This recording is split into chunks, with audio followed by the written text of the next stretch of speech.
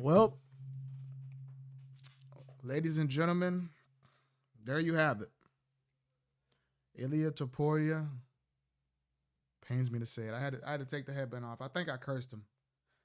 Ilia Topuria knocks out Max Holloway in the what was it third round? In the third round, Max lasts a round longer than Volk. He was doing a little bit better than Volk. He especially did better than Volk, I think. Um, Look, I literally wore this headband. I went to UFC 276. That was the first time I wore this headband. Max loses the most dominant decision, one-sided fight to Volk of his career. I wear the headband again. He gets knocked out. Yeah, I'm sorry, Max. I'm sorry, Max. But the story of this fight is, like I said in my prediction, I thought that the keys for Max would be mixing in the kicks, which he was doing a very good job keeping Ilia at bay with the kicks because Ilia does not throw very many kicks. Ilia's, a great striker, but he really only uses boxing. He throws a little bit of low kicks every once in a while, but I don't think I've ever seen him throw a high kick. I don't think I've ever seen him throw a body kick. I don't think I've ever seen him throw a teep, a spinning kick, elbow. Very rarely he throws any of that. He's pretty much very boxing heavy when it comes to striking. And I thought the key for Max would be to mix up kicks, to switch stances, use your movement, and use your, more dynamic striking game as opposed to Ilya's a little bit more basic with just the boxing. But he was doing that. He was doing well. In the first round, I thought it was very close. I thought Max was winning the striking exchanges in the first round, but Ilia scored a takedown.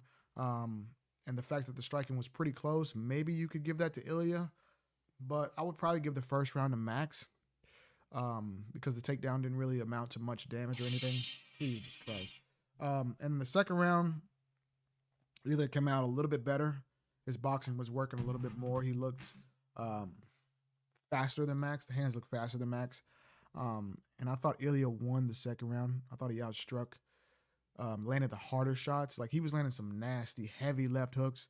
Max's chin is so good that it didn't look like much, but against most people, some of those left hooks in the second round would have hurt a lot of people. It dropped them, put them on their ass like he's done a lot of people.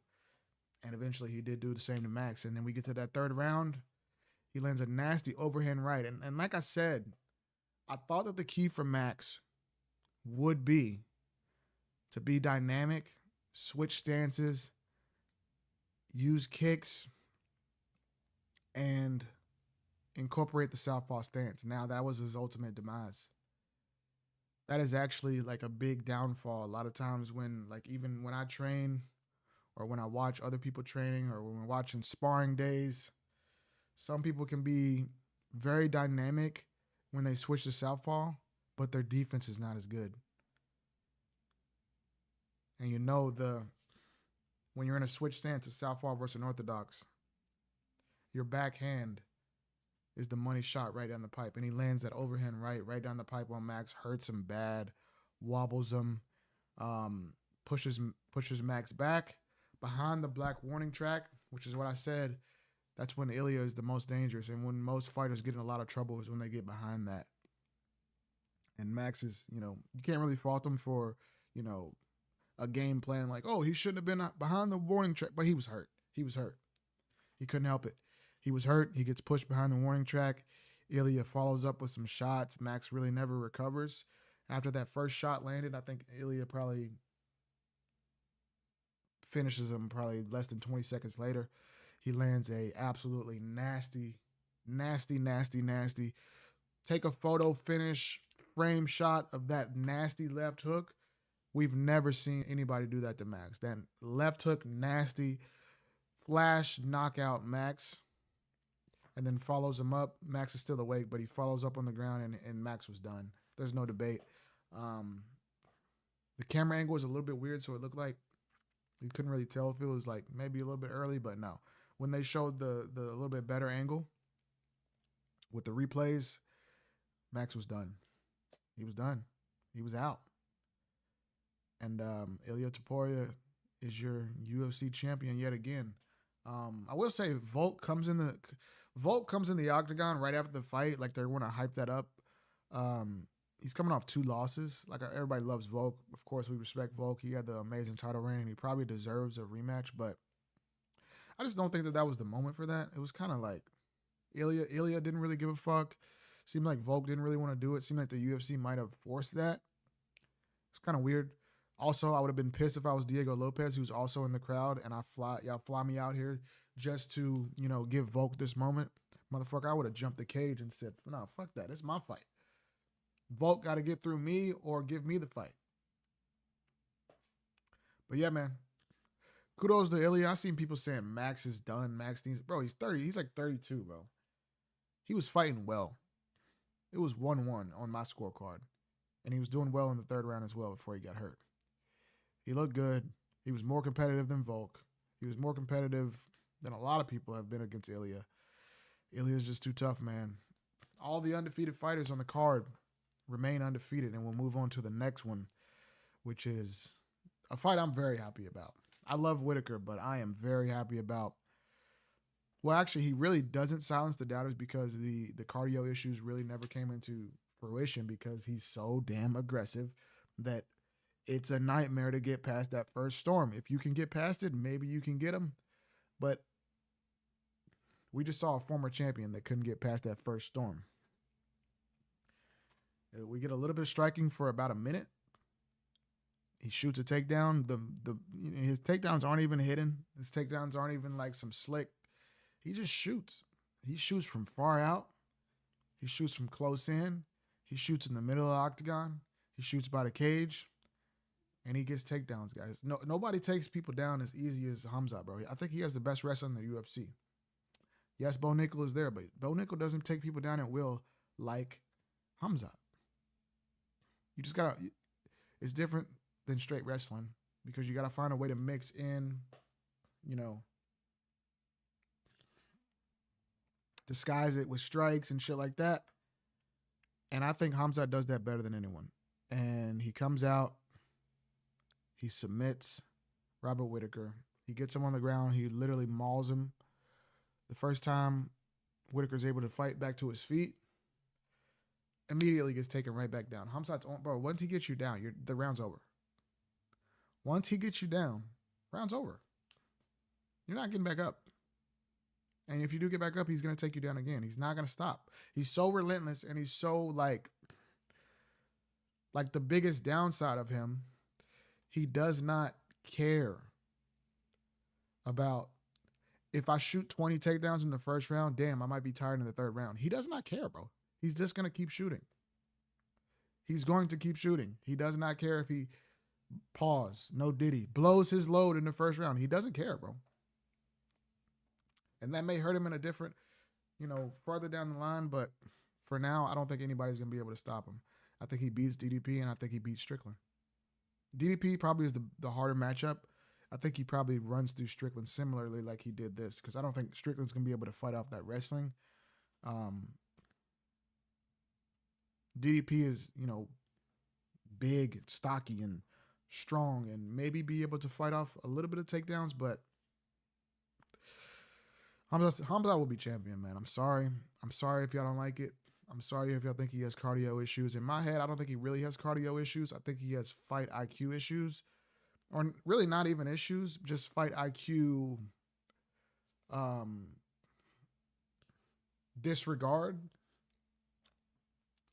Like, you can be the best marathon runner. Like, if you put the #1 best marathon runner in the world in a marathon, but you make them sprint the first mile, they're going to gas out, bro. It doesn't matter how good you are.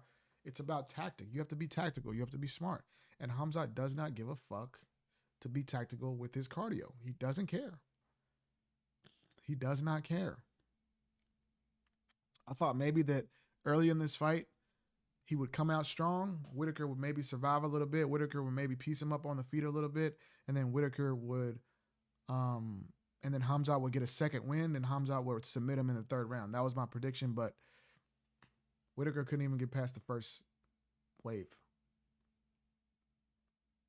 Didn't even get under the neck.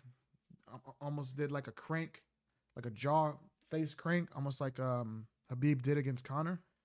And it looked like he snapped Whittaker's jaw. It was nasty. Um, his squeeze is next level. I think he'll be the next champion. I think he's gonna be champion, bro. And I think, like I said before, in about a year or two from now, Khamzat champion, still undefeated. Shavkat Rakhmonov at 170 beats Bilal, still undefeated, champion. In about a year from now, Khamzat Shavkat, 170 champion versus 185 champion, both undefeated. That is one of the biggest fights you can make in the sport. Maybe not as a pay-per-view draw, but as an international draw, that is one of the biggest fights you can make in a year or two from now if they both remain undefeated, which I think they will. Bilal is a tough fight for Shavkat. But if he gets past Bilal, I don't see anybody else taking that belt from him at 170 right now. I think Bilal is the hardest stylistic matchup for him. If he gets past Bilal, I don't think anybody in that 170 division is taking Shavkat out. Same goes for Khamzat at 185. Yeah. Khamzat, Shavkat in about a year or two from now is absolute cinema. Can't wait. We're going to clear off the rest of the card. Ankalaev, give him the title shot, man. I thought he won every round. Was a competitive back and forth fight, but no wrestling needed. No wrestling needed. Showed off his striking. Striking is clean, man. He continues to improve. He did a lot better with leg kicks. You know, he did better. He's always been a good striker, but against Jan Blachowicz, he kind of got exposed that leg kicks were a big weakness of his. He cleared that up. Dominates the fight, and I think he does give Alex a tough fight. If he just wants to strike, you're probably in trouble. Mix it up. Please mix it up. If he mixes it up, I think he can make it interesting. I think he can definitely make it interesting if he mixes it up. Not be a panic wrestler and just shoot as soon as the fight starts.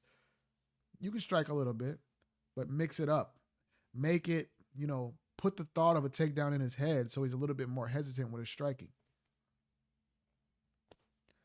But if you just want to strike, you're going to get knocked out. I'm sorry. But I think he can make it competitive if he mixes it up. Lerone Murphy versus Danny Ige. Lerone Murphy wins. I thought that could have gone either way. I thought Ige fought very well. He dropped him. Could have gone either way. It wasn't the most exciting fight, but I'm a big fan of Ige. I had money on him and I lost. So that's a tough spot for me there. Shara Bullet, beast. I told y'all. I don't care if y'all look at Khamzat. I don't care if y'all say he has a cardio issue. I don't care if y'all say Shara Bullet has no takedown defense. I don't care if y'all say he's one-dimensional.